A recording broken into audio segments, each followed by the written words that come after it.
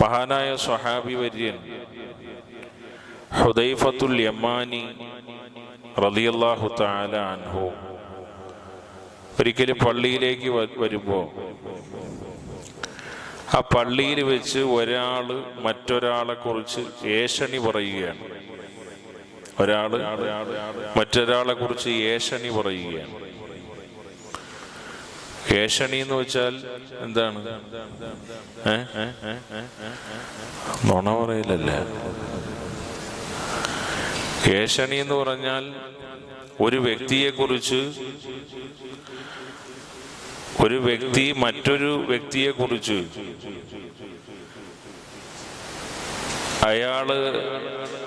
അയാളെ തെറ്റിദ്ധരിപ്പിക്കുകയും അയാളിൽ കോപമുണ്ടാക്കുകയും ചെയ്യുന്ന വിധം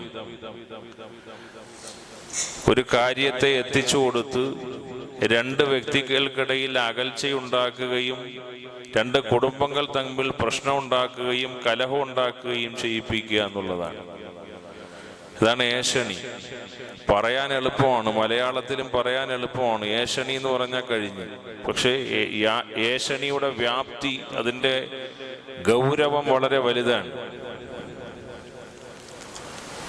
ഹദീസില് രണ്ട് വാചകങ്ങളാണ്, രണ്ട് ഭാഷാപരമായ പ്രയോഗമാണ് അള്ളാഹുവിൻ്റെ റസൂൽ സല്ലല്ലാഹു അലൈഹി വസല്ലം നടത്തിയിട്ടുള്ളത്. ഒന്ന് നമ്മാമുൻ, മറ്റൊന്ന് ഖത്താത്തുൻ.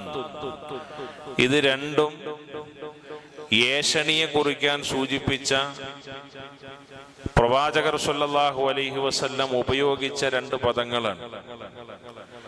നമ്മാമുൻ എന്ന് പറഞ്ഞാൽ ഒരാളെ കുറിച്ച് പറയുന്നത് ഇങ്ങനെ ഒരു സ്ഥലത്ത് നിന്ന് കേൾക്കുക, എന്നിട്ട് അടുത്ത സ്ഥലത്ത് കൊണ്ടുപോയി കൊടുക്കുക, എന്നിട്ട് പ്രശ്നം ഉണ്ടാക്കുക.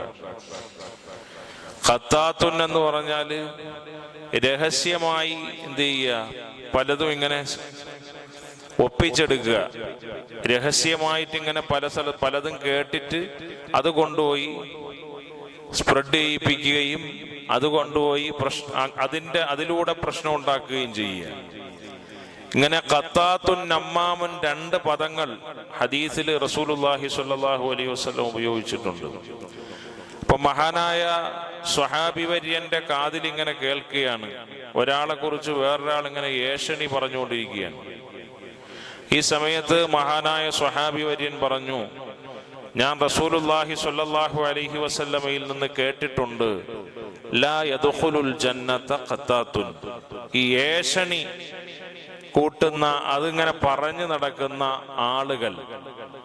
ആ ആളുകൾ സ്വർഗത്തിൽ പ്രവേശിക്കുകയേയില്ല എന്ന് റസൂലുള്ളാഹി സ്വല്ലല്ലാഹു അലൈഹി വസല്ലം പറഞ്ഞതായി ഞാൻ കേട്ടിട്ടുണ്ട് എന്ന് മഹാനായ ഹുദൈഫ റളിയല്ലാഹു അൻഹു പറയുകയാണ്. ഹുദൈഫ റളിയല്ലാഹു അൻഹുവിന്റെ പ്രത്യേകത എന്താണ്? സാഹിബു സിരി റസൂലുള്ളാഹി സ്വല്ലല്ലാഹു അലൈഹി വസല്ലം. റസൂലുള്ളാഹി സ്വല്ലല്ലാഹു അലൈഹി വസല്ലമയുടെ രഹസ്യ സൂക്ഷിപ്പുകാരനായിരുന്നു മഹാനായ ഹുദൈഫ റളിയല്ലാഹു അൻഹു.